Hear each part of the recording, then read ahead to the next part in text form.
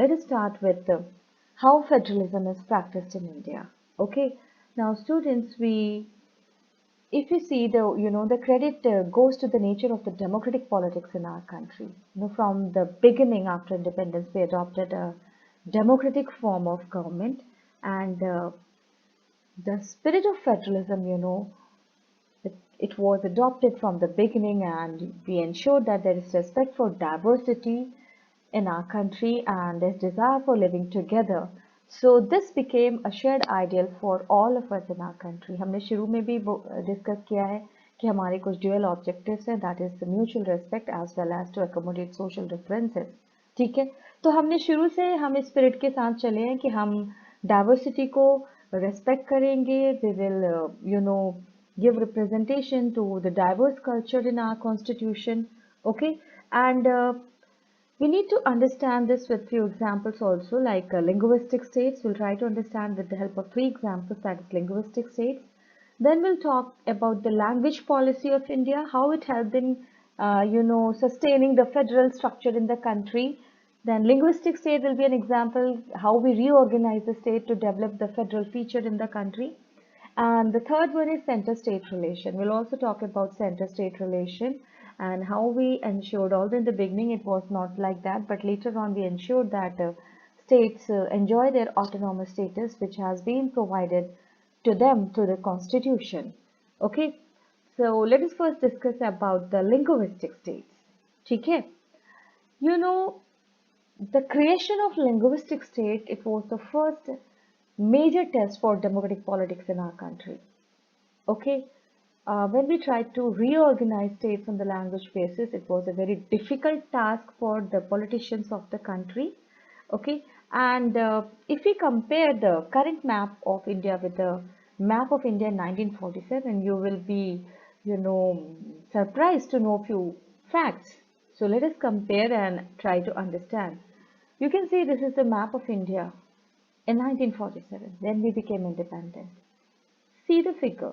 It's a little bit confused, isn't it? At that time, we had 9 provinces and 562 princely states. इसमें से एक पाकिस्तान में चला गया, तो हमारे हिस्से में आया 8 provinces. Then we have number of princely states. So it was quite difficult कि हम जब यूनियन पार्लियामेंट बनाए तो उसमें हम स्टेट्स को रिप्रेजेंटेशन कैसे दें, हम पावर का डिवीजन कैसे करें. So it was quite difficult.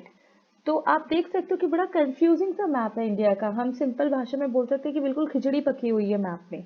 तो इसको कैसे हम रीऑर्गेनाइज करें, एक बहुत बड़ा सवाल था हमारे सामने. And if you see the current map of India, you can see this is looking much more organized.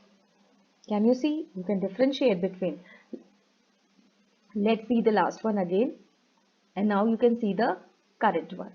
Okay, you can see the difference here. Can you? Yes.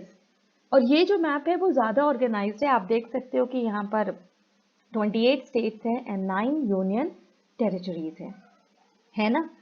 तो इसमें अगर हम देखें लिंग्विस्टिक स्टेट्स की अगर हम बात करें तो आप देख सकते हो कि 1953 में स्टेट रीऑर्गेनाइजेशन कमीशन इंडिया में सेटअप हुआ और इसका काम था to reorganize the states on the basis of, we can say, language as well as culture. Okay, then you can see this commission was known as Justice Fazal Ali Commission also, and इसका main काम था reorganization of states on the basis of language and ethnicity. ठीक है, अब आप बेटा देखो हमारे जो उस समय के पॉलिटिकल लीडर्स थे ना, वो काफी डरे हुए थे. they were quite suspicious of this policy because by that time हमारे country का partition already हो चुका था on the basis of religion and culture. So the leaders were quite apprehensive कि इससे कहीं इंडिया के डिवीजन ना हो जाए, बट ये बड़ा ही सक्सेसफुल आप कह सकते हो स्टेप रहा, and we were able to reorganize the states on the basis of language and ethnicity. 31st August 1956 State Reorganization Act जो है वो properly implement हुआ, and the first state which came into existence at that time was Andhra Pradesh. ठीक है, तो जब State Reorganization Act आया 1956 में, तो it led to abolition of provinces and princely states. अब provinces क्या थे? Before independence provinces were directly ruled by the Britishers, और प्रिंसली स्टेट्स कौन से थे? They were ruled by the princes, the king. ठीक है, तो यहाँ पर ब्रिटिशर्स का इनडायरेक्ट कंट्रोल था, provinces were under direct control of Britishers. तो हमने ये कंसेप्ट हटा दिया and we started reorganizing the states on the basis of language and ethnicity. ठीक है, and this formation of linguistic states, you know, it has made the country more united, and it has led to a systematic, we can say, development of the federal feature in the country. Okay, administration काफी smooth हो गया उसके बाद। ठीक है, so we can say that it has made administration quite easier. Okay, and if you see 1956, the first linguistic state which evolved was Andhra Pradesh. You know, Telangana और आंध्र प्रदेश को merge करके सबसे पहला state बनाया गया under State Reorganization Act, that was Andhra Pradesh. So you should know these facts. About Andhra Pradesh, it's given in the book, but about other states, it's not given. So you should know this is an extra information. So kindly note it down, these informations. ठीक है, 1960 जो Bombay state था, काफी बड़ा state था। You must have heard about Bombay presidency. You know, at that time Britishers had 3 presidency, Bombay presidency, Kolkata presidency and Madras presidency. तो बॉम्बे जो है ना, काफी बड़ा स्टेट था, तो यहाँ से महाराष्ट्र एंड गुजरात को सेपरेट किया गया। Okay, earlier Gujarat used to be part of Bombay state, तो महाराष्ट्र और गुजरात यहाँ से निकाला गया 1960 में। 1966 में आप देखो, जो पंजाब स्टेट था ये भी काफी बड़ा था, तो यहाँ से हरियाणा को सेपरेट किया गया। ठीक है, पंजाब और हरियाणा अलग हुए, and then Chandigarh, you know, it was declared the capital of both the states, but there was conflict over Chandigarh between Punjab and Haryana. So what happened? It was declared union territory by the central government. ठीक है, to avoid any conflict between these two states. तो कभी भी आपसे पूछा जाए कि हरियाणा पंजाब से कब अलग हुआ, the year is 1966, and you people are living in Punjab as well as some are living in Haryana. And those who are living in Chandigarh, they all should know about it. When was Chandigarh declared UT? 1966. Okay. इसके बाद आपका 1971 देखो, Himachal Pradesh was recognized as a state. You know, Himachal Pradesh also used to be part of Punjab. तो state का इसको जो आप कह सकते हो दर्जा मिला, रिकॉग्निशन मिला as a state, that was in 1971.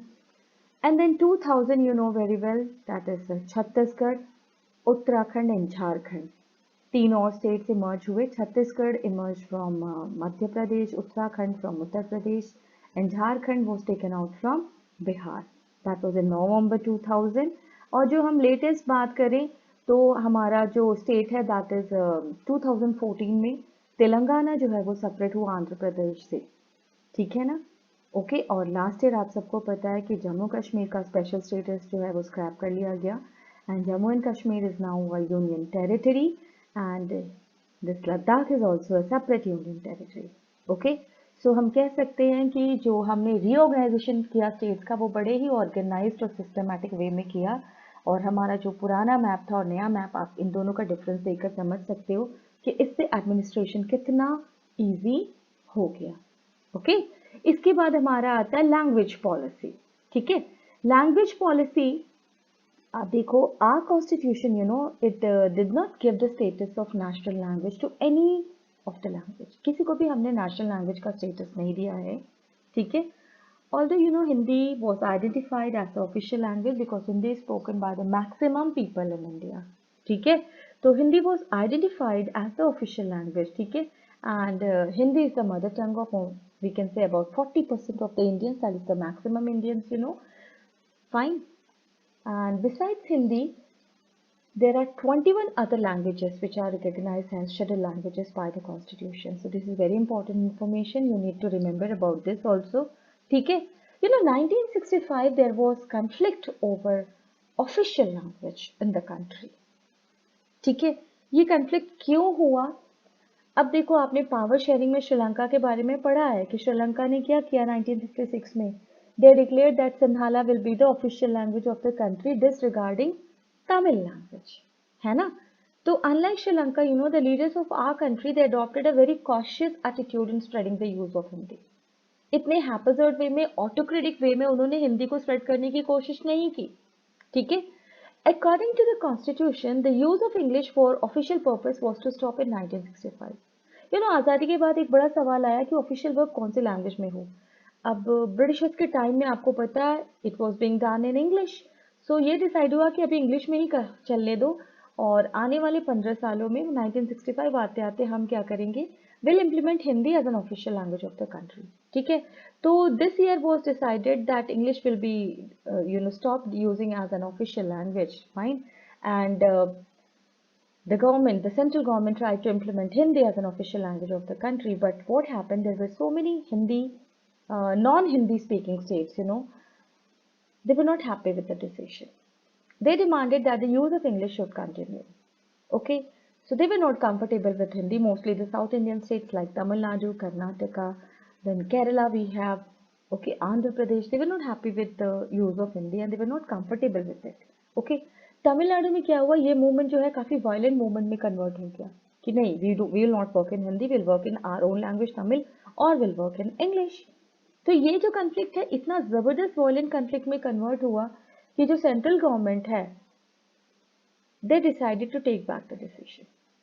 Okay, so what happened? The central government, they responded by agreeing to continue the use of English along with Hindi for official purpose. उन्होंने कहा ठीक है, जो बाकी states who are not comfortable with Hindi, continue in English and in your own language.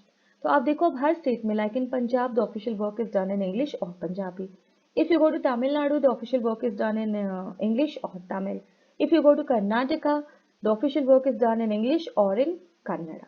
ठीक है, कुछ states हैं जैसे आपके Madhya Pradesh, Rajasthan, Uttar Pradesh, Bihar, where in Hindi is used for official purpose as well as English. ठीक है, तो अभी भी हमारी सेंट्रल गवर्नमेंट की पॉलिसी है कि to promote Hindi as an official language, but not by force, that is by awareness, by persuasion. Okay, so अब इसमें आप देखो, अगर हम बात करें कि जो हमारे states who are not comfortable in Hindi, it's a big question. They are comfortable with English, which is a foreign language, but they are not comfortable with Hindi, which is the language of the maximum people of this region. So it's a sort of ego clash going on. Okay, and अगर थोड़ा हम neutral होकर बात करें तो I am a North Indian and I was brought up in South India.